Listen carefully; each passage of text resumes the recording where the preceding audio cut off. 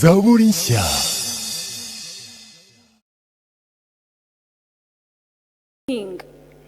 Amen. Amen. Ariko ngo Pilato arakomeza aravuga ati jewe no muntu nta cyamubonaho. But Pilate went on to say that I do not see Kugeza igihe avugirije induru, until the multitude shouted, baramufata baravuga ati abambwe. and they took him and said, let him be crucified. Ariko ibyo byose byari umugambi w'Imana kugira ngo nawe ducungurwe. But all was Ibyo byose byari umugambi w'Imana kugira ngo nawe ducungurwe. It was a plan of God that you and I will be saved. Izo process zose. All that process. Bo babonaga ko bagiye kwikiza umuntu. They thought they were going to kill him. Satani yabonaga ko agiye kwikiza, agiye kurangiza mission. Satan thought that the mission was Satani yabonaga ko agiye kurangiza mission yo gucungura umwana w'umuntu. Satan thought that the mission of the Son of Man was coming to an end. But in heaven, barebaga filime they were ikomeye cyane, great one, yo kubohorwa k'umwana w'umuntu. seeing that the Son of Man was going to be saved. Ndihuta. I'm going fast. Umwami wacu yarafashwe arabambwa. Then our king was crucified. Arangije arahambwa. And then he was buried. Ku munsi wa gatatu arazuka. And on the third day he rose. Ntabwo urupfu rwamuheranye. Death could not keep him. Nyuma yo kuzuka umwami wacu Yesu Kristo. After he rose from the dead. Nyuma yo gutsinda urupfu. And after he overcame death. Beramenyekana ko yazutse. It was known that he had Inkuru ziragenda zigera Yerusalemu. And then the story went on to Bamenya yuko yazutse. In the news went to Jerusalem. Ariko kubera ko bari baramukatiye, but though they had said he accused him, basanga niba bavuga ko yazutse biri mu bikibazo. So they thought that if they say he was Ijambo ry'Imana ritubwira neza ngo baguriye abarinzi. The Bible says that they gave money to the soldiers that guarded him. Abarinzi babyungukiyemo. The gods Urupfu rwa Yesu nta muntu utabyungukiramo. In the death of Jesus, everyone has something to gain. Bibiliya ivuga ngo babahaye amafaranga menshi. The Bible says a lot of money was given to the gods. Bashaka ko babahaye nka imyaka 5. Maybe they gave them money of 5 Ikifuzo cyari ikihe rero? What was the reason? Ikifuzo cyari kuvuga neza ko intumwa zaje zikiba umurambo we. The reason was to tell them that the disciples had stolen his body. Bapfunyika ibyo amafaranga barapfunyika neza barigendera. They gave them money and they left. Abantu babaza bati byagenze gute? And then when people would ask what happened, za ntumwa zaraje ziramwiba. The disciples came and stole his body. Umufuka ubyimbye tu. Yet they had money in their pockets. Hanyuma rero. Then the news. Inkuru yavugwaga gutyo bahimba ibinyoma. The news that was a lie. Ariko bahimbaga ikinyoma Umwuka wera ataramanuka. Yeah, but they were telling lies before the Holy Spirit. Hallelujah.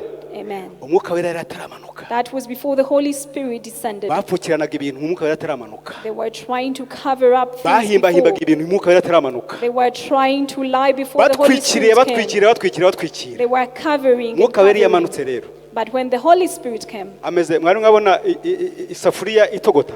Have you ever seen a pot boiling? Before it boils, before it boils, the lid is settled. Amen.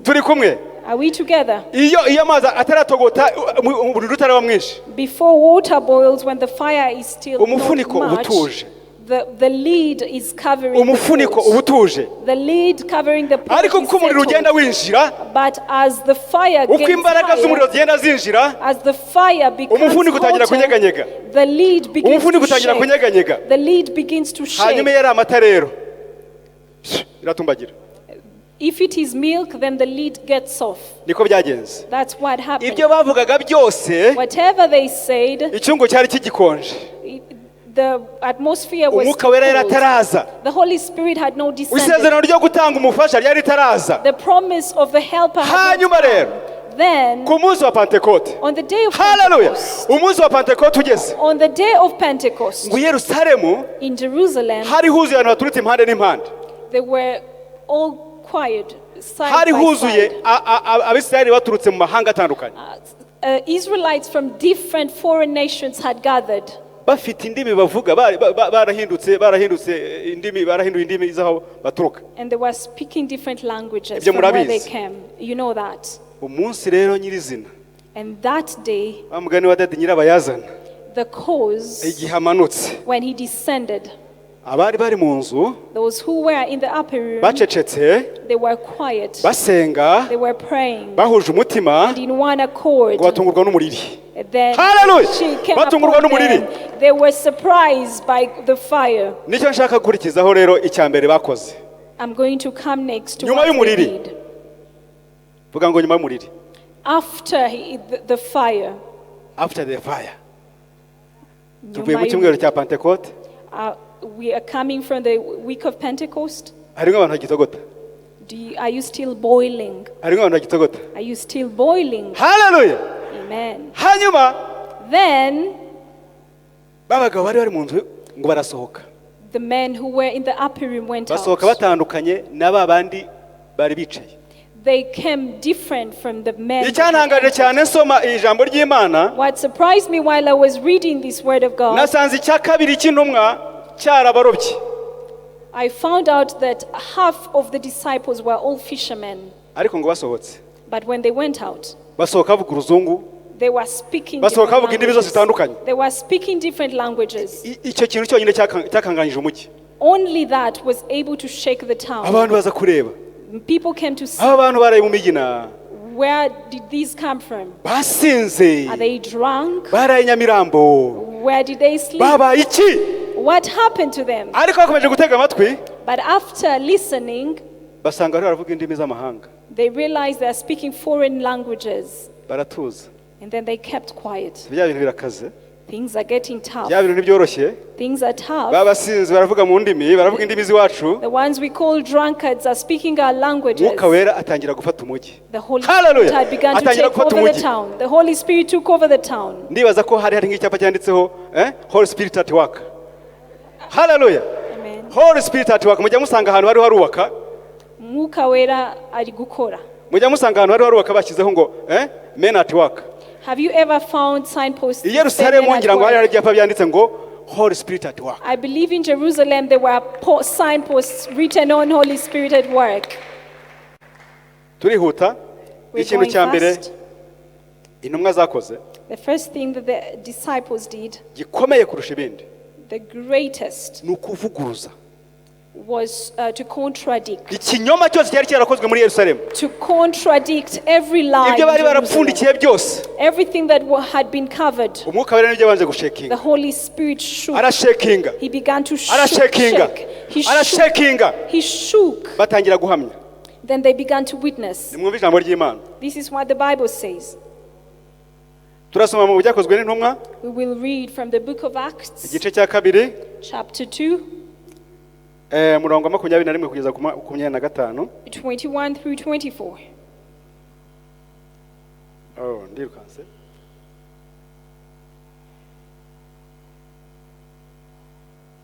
Kondo ziri bongore reka nikurikirane ibyanjye. Hallelujah. Reka nsome mu izina rya Yesu Kristo. Let me read in the name of Jesus. Ijambo ry'Imana ravuga ngo The word of God says, Petero yarasohotse. Petero Peter, ngo arasohoka he went out, yuzuye umwuka wera filled with the Holy Spirit. ngo atera hejuru. And then he, Iyo with a uza gutera loud hejuru voice, he urabyumva neza? said, with a loud voice, Ntabwo ari ukuza wibungesereye wigize umwana mwiza ngo yateye hejuru. when they say with a loud voice, it's not a whisper. Hanyuma ngo aravuga ngo yemwe Bisirayeli And he said, fellow Israelites, nimwumve ibyo mbabwira. listen to this. Wa muntu umurobyi The fisherman, arahamya. he's now witnessing. Ariko But kuri 24 aravuga ngo ariko Imana izamuzura imugobotora ingoyi z'urupfu kuko bitagombaga ko rumuherana. verse 24 says, but God raised him from the dead, freeing Ibyo him haruguru from ntabwo the nabisomye agony of byose. death. I did not read the whole chapter. Ariko icyo yahamyaga But what he was witnessing nuko Yesu Kristo is that Jesus babambye, Christ, the one who was crucified, bahambye, who was buried, yazutse is now risen. kandi yazamutse mu ijuru And he ascended to heaven, akaba yicaye iburyo bwa Data. seated at the right hand of the Father. Yesu ashimwe cyane. Praise the Lord. Ibyakozwe n'intumwa 2:29 Acts 2:29. 36 2:29 kugeza kuri 36. Acts chapter 2 verse 29 through Arongera aterura. 36.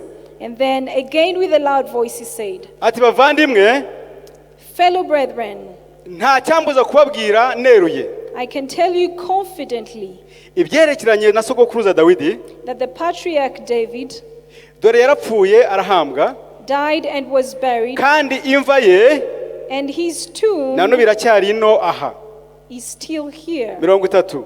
Verse 30. Yari umuhanuzi kandi yazirikanaga indahiro Imana yamurahiye ko mu bazamukomokaho azatoranyamo uzamusimbura ku ngoma. But he was a prophet and knew that God had promised him an oath that he would place yeretswe one. mbere y'igihe uko bizamera, Seeing what was to come, nuko avuga ko Kristo azazuka ati he spoke of the resurrection of the Messiah, Imana that ntizamureka ngo ahere ikuzimu, he was not abandoned to the realm of the dead, kandi ntizatuma abora. nor did his body see decay. Yesu wo Yesu rero Imana yaramuzuye, God has raised him from the twese turabagabo dead, guhamya. and we are all witnesses of it. Yabanje ababwira ibyabaye, He first told them about what abonye had batumvise happened, asubira mu isezerano rya kera, and then he took them to the Old Testament abasobanurira neza ibyo Dawidi yavuze, and explained to them what David had said. kandi nta Mwisirayeli wari kunyomoza ibyo Dawidi yavuze. And the Israelites could not say otherwise from what David had said. Icyo gusa yakoraga yari kugira ngo nyomoze abemeze ko Yesu Kristo wahambwe yazutse. So what he was doing, he was contradicting the lies being told that Jesus had not died and risen. Twihuse, Going ikindi cya fast. kabiri intumwa zakoze The second thing that the kandi tugomba disciples kwigiraho, did, and that we should learn from them, ni ishyaka ryo kwagura ubwami bw'Imana. is the zeal to expand the kingdom of God. Ishyaka ryo kwagura ubwami bw'Imana. The zeal to expand the kingdom of Ishyaka ryo God. kwagura ubwami bw'Imana. The zeal to expand the kingdom of Ndahamya God. neza ntashidikanya I believe ko without abantu a buzuye umwuka doubt wera, that those who are filled with the Holy Spirit, abantu basendereye mu cyumweru gishize, those who were filled with the Holy tutagomba Spirit last kwicara, week, we should not just tutagomba sit. kwicara We should not just kuko sit, umuriro turimo because the fire within us tugomba kuwukoresha twagura ubwami bw'Imana. should be used to expand the kingdom Ntabwo of God. umwuka wera yaje kugira ngo gusa ngo tumugire tuvuge ku ndimi, or no. The Holy Spirit did not just descend for us to possess him and speak in tongues. Yaje kugira ngo dutinyure. He came that we be bold. Yesu ashimwe cyane. Praise the Lord. Babagabo b'abarobyi, Those men who were fishermen, aferi zabo zari inshundura gusa, all they knew was to ariko fish, baratinyutse, but they were bold. barasohoka. They went out. Namwe nimusohoke. You too should go out. Gusinda ni sawa, It is good to be filled with the Holy Spirit, ariko sohoka. but go out there. Sohoka. Go out Ukore umurimo w'Imana, and serve God. wagura ubwami bw'Imana. Expand the kingdom of God. Ibyakozwe n'intumwa kabiri, Acts chapter 2, 36 kugeza kuri 41, verse 36 through haravuga ngo 41 says, aba bantu and these men, bumvise ibyo after hearing this, bibacumita mu mitima. it pierced their hearts. Ayo magambo Those words Petero yavugaga that Peter said, yasaga nk'imyambi. it was like arrows. Iyo umwuka wera aherekeje ijambo When the Holy Spirit sends the word, rimera nk'umwambi. it is like an arrow. Niyo mpamvu bavuga ngo ba bantu bari baraho ngaho bumva Petero That is why it says that the people that heard Peter, ngo bajya bacumise mu mitima. that word pierced through Icyaduha tukajya their tuvuga hearts. ijambo riherekejwe n'imbaraga z'umwuka wera, I wish that every word that we kuko hear rimanuka would be rifite accompanied by the imbaraga word, because it comes with power zo guhindura. to change. Ngo nuko babaza Petero n'izindi ntumwa bati, Then they asked Peter and the other apostles.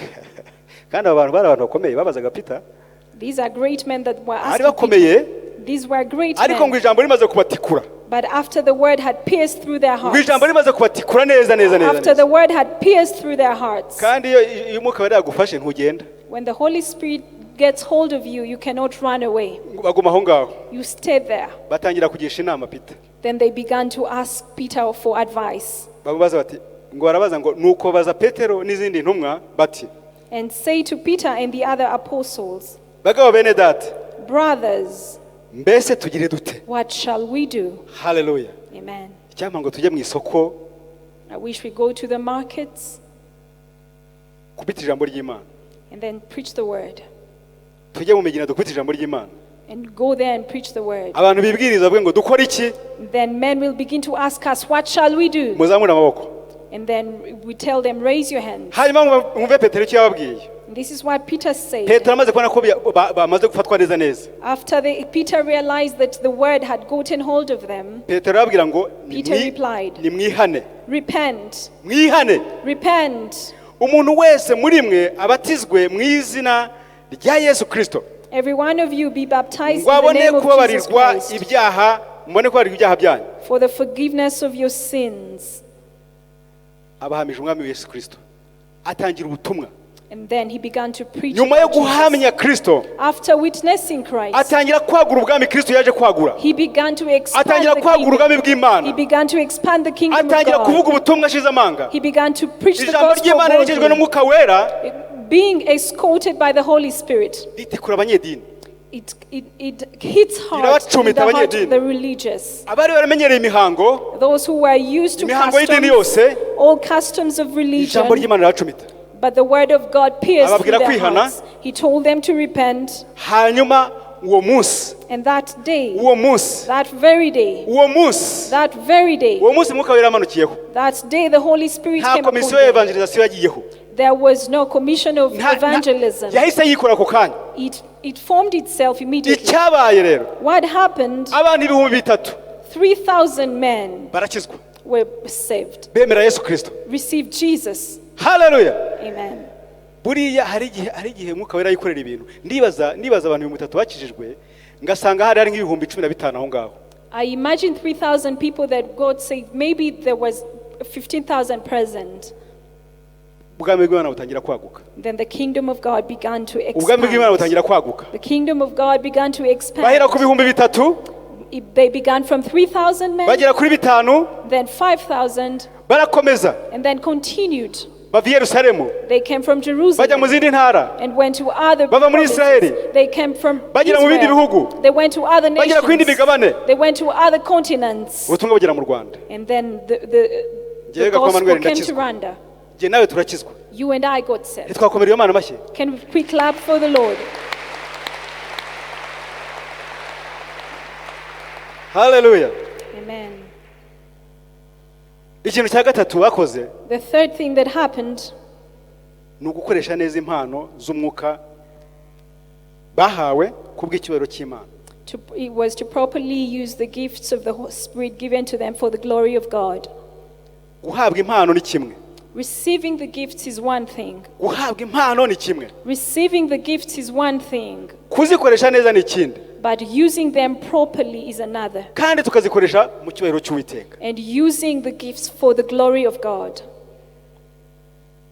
Hari igihe abantu bahabwa impano Some people receive gifts bakazikoresha nabi, and use them badly. bakazikoresha business. They use them as a business. Hari umugabo umwe wigeze kubwiriza ahantu, One man preached somewhere, arabwiriza biricyuye, and he preached and sweated. ariko umuntu umwe yari undi ruhande arambwira ati jyewe ndabizi bariya abantu ntibajya bakizwa. And one person was standing next to me told me, I see those people, but I know they are not really born again. Ndamubwira nti tuza ariko banze wumve ubutumwa nawe. But I told him, be quiet, listen to Arambwira the ati word. bariya abantu ntibajya bakizwa. He said, those people are not Ati saved. ni ukwitera hejuru gusa ariko ntabwo bajya bakizwa. They know how to jump, but they are not really saved. Nkagira ngo arambeshye. I thought he was lying. Asohotse But when he went out, akajya abaza abantu ngo he would ask people, nta nkoko mutunga muri aka gace. you don't have chickens in this place? Abantu zirahari. People told him, we do. Bati bisibye n'inkoko n'ihene zirahari. That's not only chickens, we also have goats. Ko mutaza n'umukozi w'Imana se. But you're not bringing to the servant of God. Ko nta nkoko ndabona muzani wanjye. I haven't seen you bring any chickens to my house. Inkoko iba inkoko. The chickens became chickens. Amasake. Cocks. Ubutumwa buhinduka isake.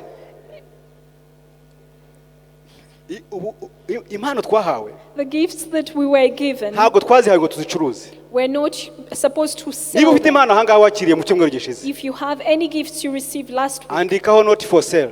you should write Andika not for sale. ntagari yo gucuruzwa. Ni impano It is a gift waherewe ubuntu. that was given to you freely. ibaza umuntu aguhaye nk'impano y'igitenge agahura nawe gitwaye ku kuboko kukigurisha. Imagine if somebody gave you a gift of a fabric bitanu and they met you selling it 5,000. bitanu 5,000. igipande ni bibiri. I'm selling a piece for uwo muntu 2,000. muhuye azi neza irangi ryacyo wakiguhaye byagenda gute? Imagine if you met the person who gave it to you and you're ibaze rero impano twahawe duhere ubuntu. Imagine the gift that was freely given to us. tugasanga turagurisha amazi yo muri Yerusalemu. And we amazi twahuye muri Israel. And we are found selling water that we got from Israel. Imana iturinde. May the Lord Uwiteka Imana iturinde. May the Lord keep us from that. Izo mpano bahawe rero abagabo, the gifts that were given to those men, tugomba kwigiraho neza, that we should learn from them, ni impano zitandukanye ariko bazikoresheje neza kubw'icyubahiro cy'Uwiteka. they're different gifts but they use them for the glory of God. Reka dusome ijambo ry'Imana mu byakozwe n'intumwa nanone. Let's read the word of God in the book of Acts again.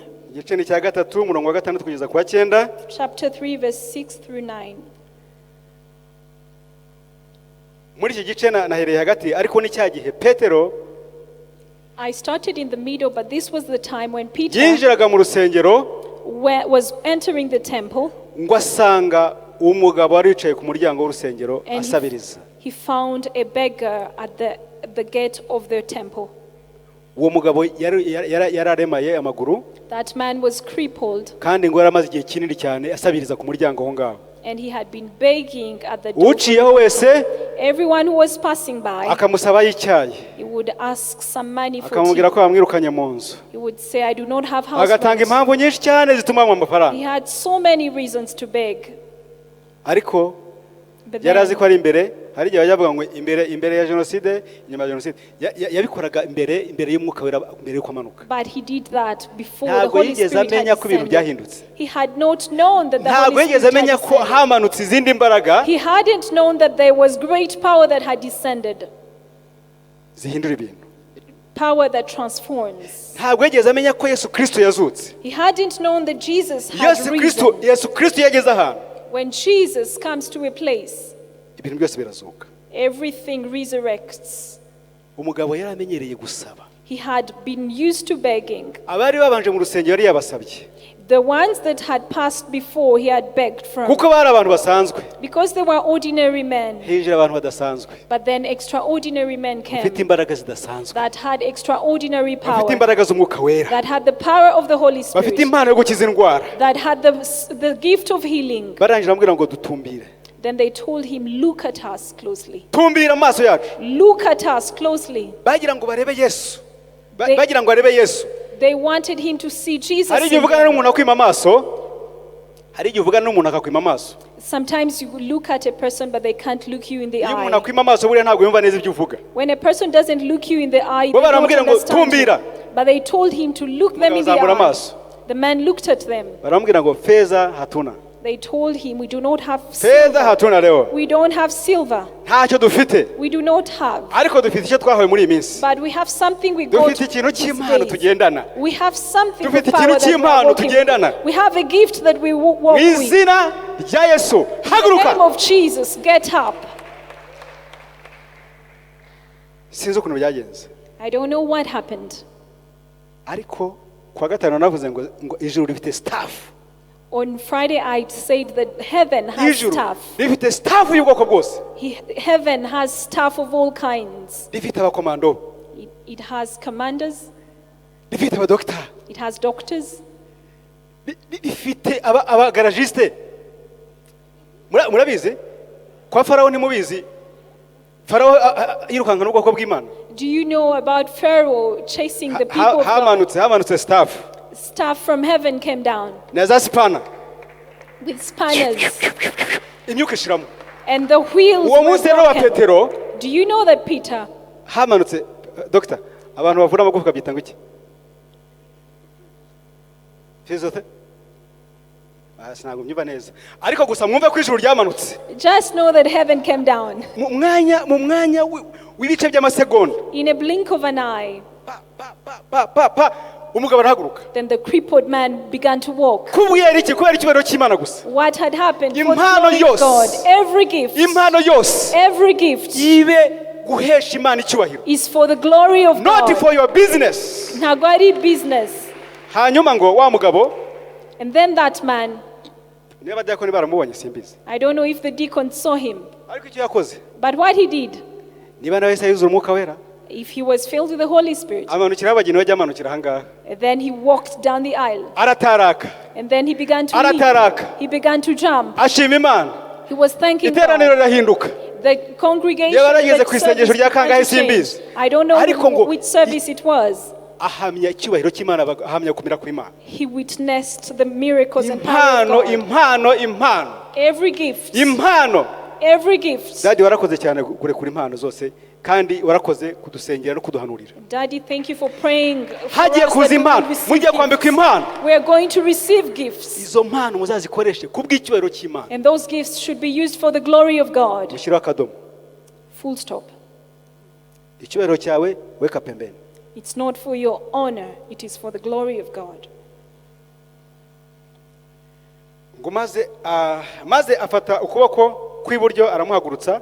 Taking him by the right hand, he helped Uwo him mwanya up. ibirenge bye n'ubugombambari birakomera. And instantly the man's feet and ankles became strong. Abo bantu dogita yatubwiye nibo banutse. Barabyegeranya, umugabo arahagarara areba.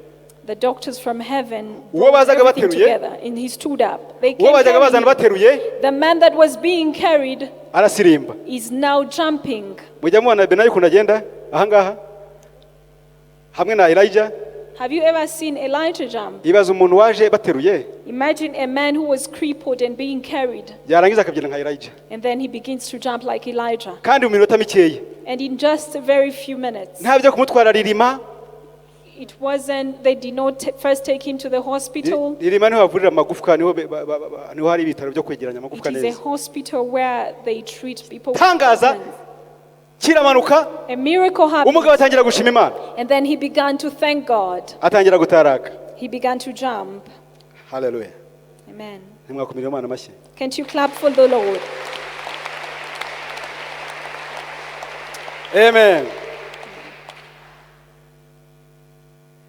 Ibyakozwe n'intumwa 8:18 kugeza 24. Acts chapter 8, verse 18 through 21. Ngo ariko Simoni abonye yuko abarambitsweho ibiganza by'intumwa ariko Simoni abonye yuko abarambitsweho ibiganza by'intumwa bahabwa Umwuka wera. When Simon saw that the Spirit was given at the laying on of the hands of the apostles, Azizanira ifeza. he offered them money. Uyu Simoni bavuga ntabwo ni Simoni mukonikoni. The Simon they are talking about is not the Simon, the disciple. Yari umukonikoni ruharwa, He was a witch wafashe community yose. magician.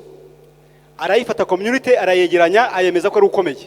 He had taken the whole community and they thought he was a great man. Ariko Mwuka wera yarataramanuka. But the Holy Spirit had not Byari descended. imbere ya Mwuka wera. It was before the Holy Byari Spirit. imbere y'indege. That was before the Holy Byari Spirit. imbere ya Mwuka wera. Before the Holy Spirit. Ariyoberanya yigira ikitangaza. Then he disguised himself and thought he Hanyuma ngo umunsi was umwe great. rero And then one day, abagabo b'Imana baraza. the men of God came. Bahageze barambika ibiganza ku bantu. When they came, they laid hands upon people, Abantu batangira kuzura Umwuka wera. and many were filled with the Holy Spirit. Buzura Umwuka wera. They were filled with the Holy Spirit. Uyu Simoni umukonikoni Simon the magician arabireba aravuga ati aba bantu bagiye kundira mu mibare, looked at them and said, "These are bagiye getting me kunyicira out of business. business. They're getting me out of business. Nari umusitari ahangaha none baraje banguyemo. I was very popular here, and now they are becoming popular." Akora ku butunzi bwe. Then he touched in his Ngo money bazanira ifeza. and brought them some silver. Petero amucungisha ijisho gusa. Peter looked at him, Yikomereza akazi. and he continued Abantu with buzura his Umwuka work. wera. He was still filled with the Abantu Holy buzura Umwuka Spirit. wera. He was still filled with the Holy Nawe Spirit. yenda udufaranga twe mwakire nanjye mumpereze kuri izo mbaraga. But he was giving them money that they were Nimwakire ko giving some amafaranga of nanjye the mumpereze kuri izo power. mbaraga. Get some of my money and give me some of your power. Niko yavuze ku murongo wa 19 ngo nanjye nimumpe ubwo bubasha. On verse 19 he said, "Give me also this ability, Ngo nzarambikaho ibiganza ahabwa Umwuka wera. Nyumvire. so that everyone on whom I lay my hands will receive the Holy Spirit." Ntaruzura Umwuka wera, arashaka gusa ngo agure Umwuka wera. Umwuka wera agurwa se? He has never been filled with the Holy Spirit. Yari He yayobye. wants to buy the Holy Spirit. That was the wrong place to go. mu by'ukuri iyo aza kuba nk'umuntu wo muri community ari kuvuga ati zana amafaranga. If it was somebody else who would have said, give me that Ariko ngo money. Petero But Peter ngo aramubwira ati answered, fata ifeza zawe. may your money perish with you. Fata ifeza zawe ugende. May your money perish with you. Kuko wagize ngo impano y'Imana ibonerwa ifeza. Because you thought you could buy the gift of Nta God with mugabane money. haba n'urutabe ufite muri byo. You have no part or share in Kuko this umutima ministry. wawe udatunganiye Imana. Because your heart is not right with God. Nuko wihane mu bubi bwawe. Repent of your wickedness. Usaba umwami kugira ngo ahari niba bishoboka ibyo wibwira mu mutima wawe bibabarirwe. And pray to the Lord in the hope that he may forgive you for having such a thought in your heart. Ndakureba. For I see you. Mbese Petero yambwiye umwuka wo kurondora impano yo kurondora. This is the gift of discernment. Imyuka. Arambwira ngo Discernment of ndakureba. spirits. For I see you. Ndakureba uri mu birura. I see that you are full of No mu bitterness ngoyi zo gukiranirwa. and captive to sin. Aramurondora wese. He discerned him Asangana ikirura. that he was full of bitterness. Umuti w'ibyo ngibyo no kwihana. And the medicine to this, Arambwira ati hane. he said, repent. Ihane. Repent. Yesu ashimwe cyane. Praise the Lord. Izo zose zari impano umwuka wera yabasigiye. All these were gifts that the Holy Spirit Iyo left bataza with kumenya them. ko uwo mugabo ari umukonikoni, If they hadn't known that this man was a magician, byari gushoboka ko bari kuvuga ati okay wenda ni feza n'ituro, ariko baramurondoye basanga n'umukonikoni kandi ngo afite ngo ni kimwe mu birura. it would have been possible that they thought that the money was an offering, but they discerned him and knew that he was full of bitterness. Yesu ashimwe cyane. Praise the Lord Jesus. Imana ihabwe icyubahiro cyane. May the Lord be glorified. Ibyakozwe n'intumwa 5 murongo wa 3 kugeza kwa 5. Acts chapter 5 verse 3. Petero aramubaza ati Anania, Then Peter said, Ananias, niki gitumye Satani yuzuza umutima wawe kubeshya how Umwuka is wera? it that Satan has so filled your heart that you have lied? Ukisigariza igice cy'ibiguzi by'isambu. And have kept for yourself some of the money you have received for the land. Intumwa zari zarumvikanye ko zigomba guhuza ibintu byose. The disciples had Ibyabo come to an bakabihuza. agreement that they bring together their possessions. Yesu ashimwe cyane. Praise the Lord. Ngo ariko Ananiya nawe n'umugore we But Ananias and the wife, bagurisha ibyabo. they sold their land. Aho kubizana byose Instead of bringing it all, bazana uduce duce. they brought just a small share. Bagenda banusura. They brought a small share. Bagenda basiga tumwe mu rugo turi mu rugo. And they left some at home. Baravuga iti byose ntabwo ari buze kubivumbura. And they thought that they would not know. Ibyo ngibyo byari imbere y'Umwuka wera. That was before the Holy Spirit, Imbere ya Pantekote. before the day of Pentecost. Ibyo bari kubikora imbere ya Pantekote. They should have done that before Pentecost. Ariko ngo bahageze. But when they came, Kubera impano yo kurobanura imyuka. because of the gift of Kubera impano yo discernment, kurondora. because of the gift of discernment, Petero aramubaza ati niko Ananiya wabigenje ute? then Peter said to Ananias, what did you do? Ukibifite byari ibyawe. Didn't it belong to you? Kandi amaze kuyigura ikiguzi byayo ntibyari ibyawe. And after it was sold, wasn't the money at your disposal? Ubyigengaho. Wasn't it yours? Niki cyatumye wigira inama yo gukora ibyo? What made you think of doing such a thing? Si abantu beshye. It is not human beings that you lied to, Imana niyo ubeshye. but to God. Mwumve ibyabaye kuri Ananias. This is what happened to Ananias. Ananiya abyumvise. When Ananias heard this, Abyumvise atyo aragwa. he fell down Umwuka umurahera. and died. Ababyumvise bose bagira ubwoba bwinshi. And great fear seized all who heard what Ibyo had twakoraga happened. mbere ya Pantekote What we did before Pentecost birangirane n'icyo gihe. should end with that Niba time. Umwuka wera yamanutse, When the Holy Spirit ibintu byahindutse. descends, things change. byahindutse. Things have changed. Haraza kuba impano yo kurobanura imyuka. There will be the gift of Ibyo abantu baza discernment of kubeshya beshya spirits. ahangaha. The things that you do Uwiteka lie, agiye kubishyira ahagaragara. the Holy Spirit is going to bring Agiye everything kubishyira to our ahagaragara. disposal. He's going to dispose everything. Hallelujah. Amen. Arabishyira ahagaragara. He is going to bring everything to our disposal. Ibyakozwe n'intumwa gatandatu umurongo wa 8 kugeza ku wa 10. Acts chapter 6 verse 8 through 10. Stefano wari wuzuye ubuntu bw'Imana. Now Stephen, a man full of God's grace, Stefano wari wuzuye ubuntu bw'Imana n'imbaraga, full of God's grace and power, yakoreraga mu bantu ibitangaza n'ibimenyetso bikomeye. Performed great wonders and signs among the people. Ngo ariko abantu bamwe bo mu sinagogi yitwa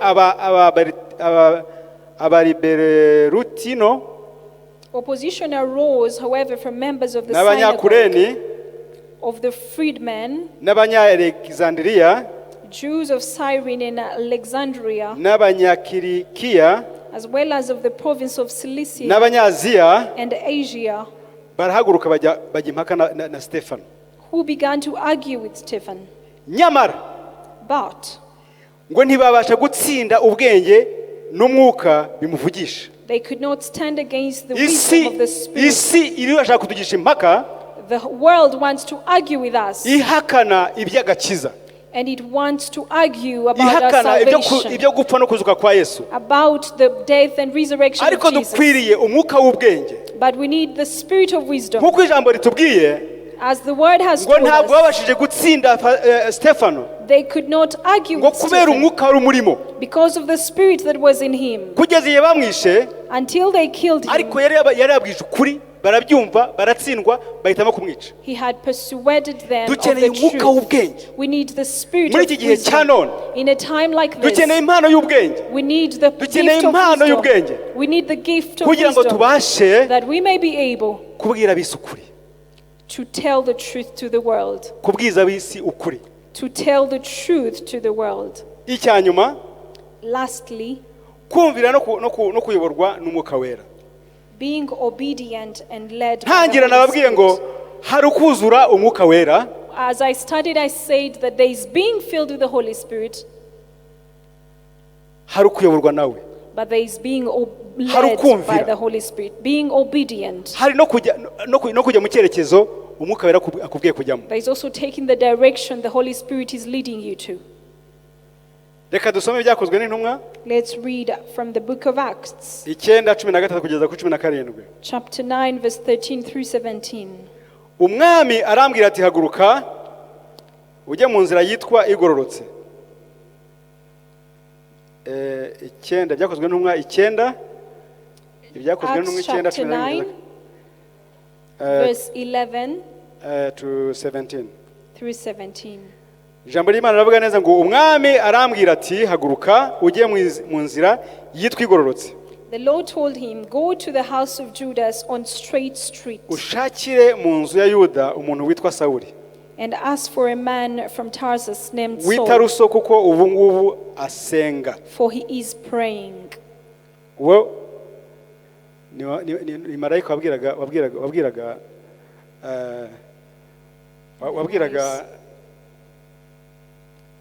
Ananias, yes. This was the Holy Spirit speaking to Ananias. Ariko uyu mugabo Imana yamubwiraga kujya kureba. But this man the Lord was speaking to, yaramwicanye ruharwa.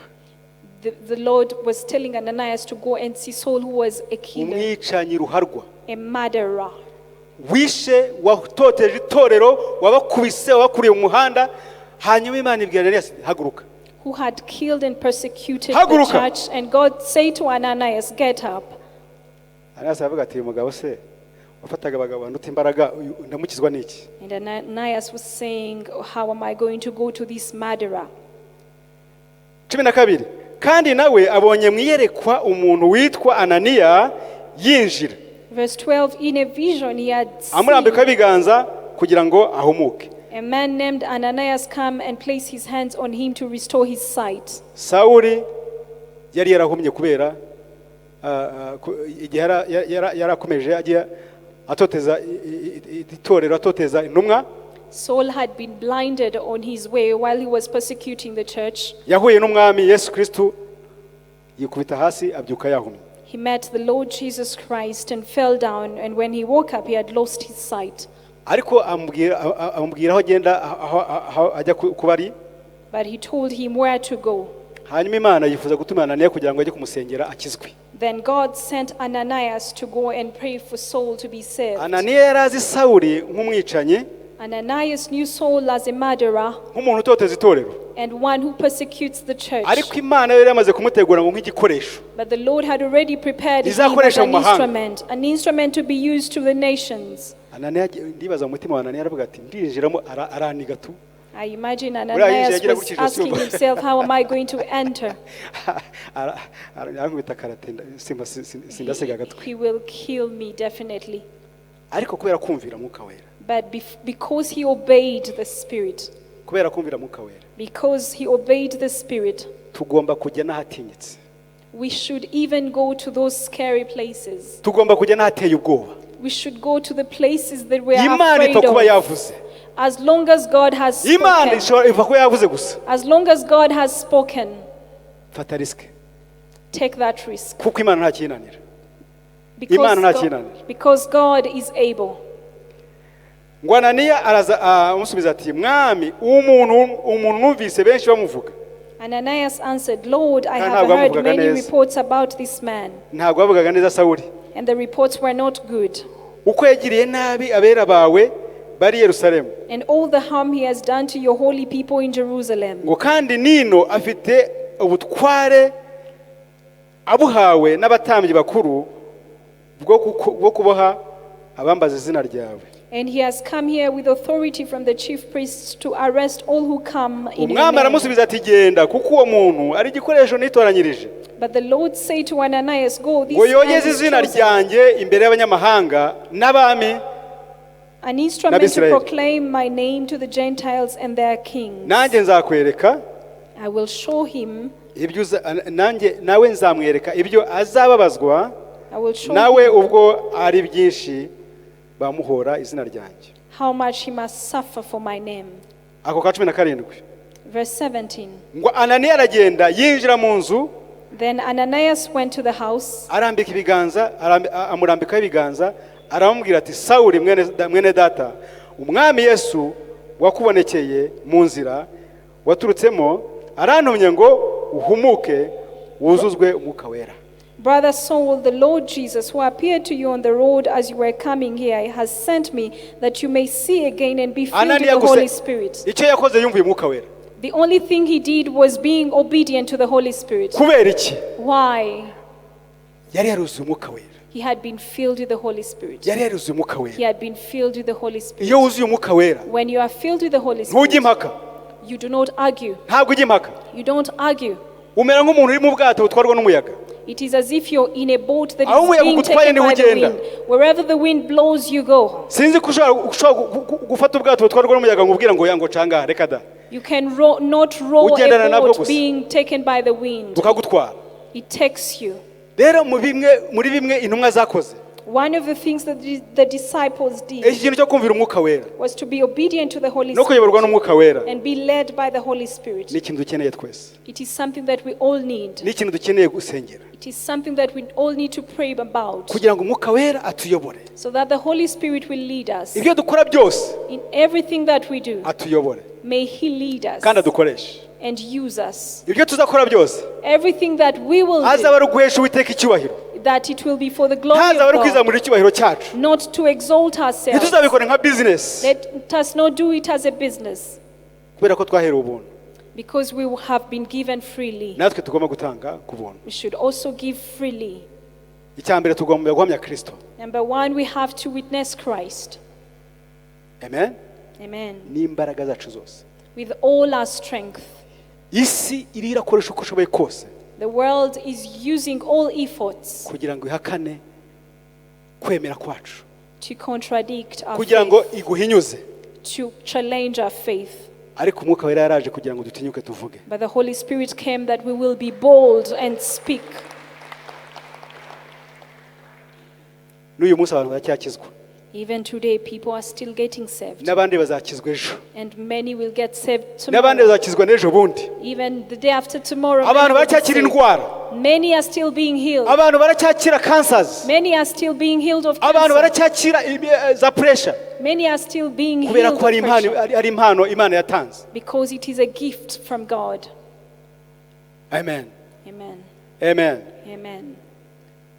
Soza rero, as I come to an end, nzi ko buri muntu wese ari busengerera ijambo ry'Imana I believe every one of us will pray for kugira ngo the impano word, twahawe tuyikoreshe neza. so that we begin to use the gifts given to us. Ariko ushobora kubura ahangaha But if you are here utarakira uwo mwami, and you have never received that king, nawe umeze nka ya nkone yo muri Ethiopia, and you like the eunuch from Ethiopia, usoma ibintu ukumva ni imigani, you read things and feel like they're stories, ariko ukeneye gusobanukirwa.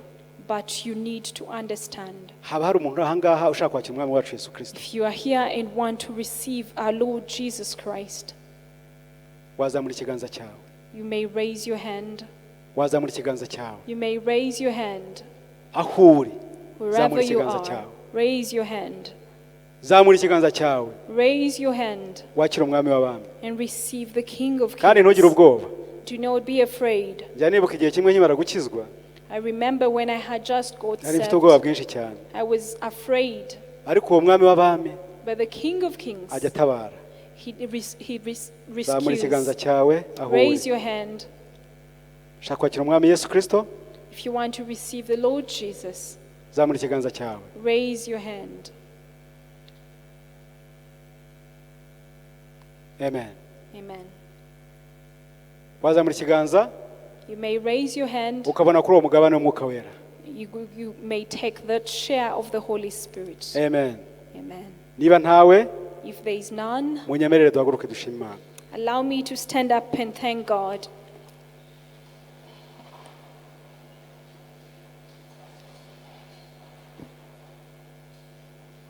Dushime Imana igiye gukoresha impano zitandukanye twahawe. Thank God for the different gifts He has given to us. Dushime Imana igiye kudukoresha mu guhamya izina ryayo. Thank God for using us to witness His name. Dushime Imana, mwami turagushimiye. Father, we thank you. Ribo shatala mandoria. Turagushimiye Uwiteka Mana Nyiringabo. We thank you, mighty Tuzamuye God. ibiganza byacu imbere yawe gitari We cyacu. raise our hands before Tuzamuye you. ibiganza byacu imbere We yawe. raise our hands before you. Tugushimira impano ikomeye We waduhaye. thank you for the great Tugushimira gift. impano ya Mwuka wera waduhaye. Thank you for the gift of the Mwami Holy turagushimiye. Spirit. Father, we thank you. Turagushimiye Uwiteka We Mwami. thank you, Dushimiye God. Mwuka wera ugiye kutuyobora. Thank you for the Holy Spirit Kugira ngo who is tuzikoreshe going to lead neza. us, to use Mu nce us zitandukanye z'iki gihugu, different from mu miryango yacu, in our muri kaziye families, dutuyemo, in the aho dukorera neighborhood, hose, wherever we aho serve, tugenda, where we aho walk, ducururiza. where we live. Uwiteka Mwami izo mpano watanze, Father, you let us use the reka gifts you have. tuzikoreshe ku bw'icyubahiro cyawe. Let us use them for Reka your glory. tuzikoreshe mu kwagura ubwami bwawe. Let us use them to Uwiteka Mwami expand your turagushimiye. kingdom. Father, we Ubwoko thank bwawe you. turagushimiye. Your people, we Tuzamuye thank icyubahiro you. cyawe. We exalt Uwiteka your Mwami ijambo name. ryawe ryumvikanye uyu munsi. That the word that Turasenze mu we izina are rya Yesu Kristo. we pray in the name Kugira ngo of Uwiteka Jesus Mwami that Lord riduhindure.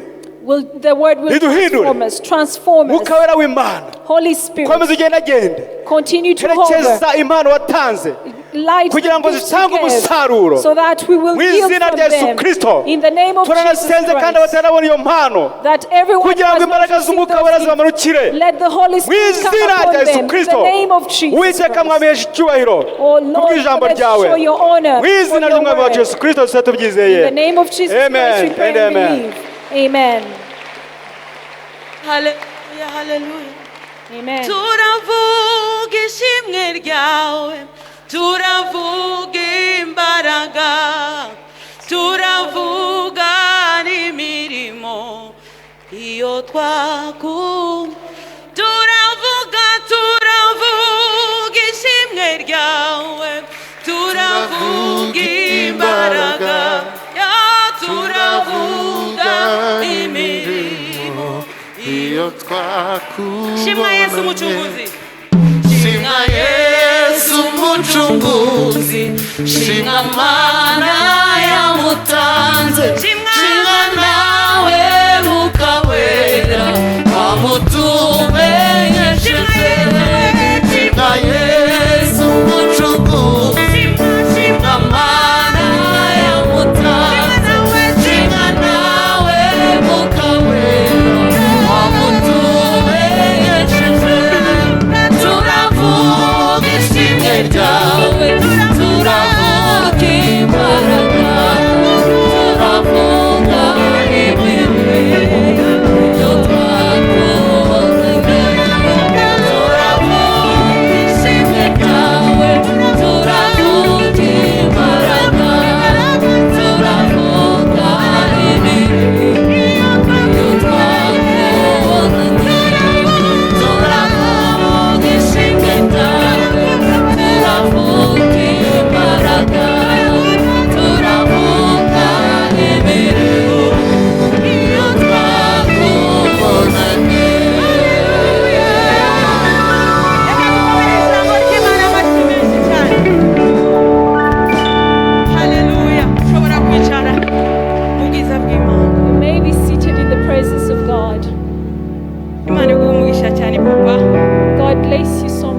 yagombaga kuba ijambo ryiza for the great word. kandi ngo azanagaruka kutujyana.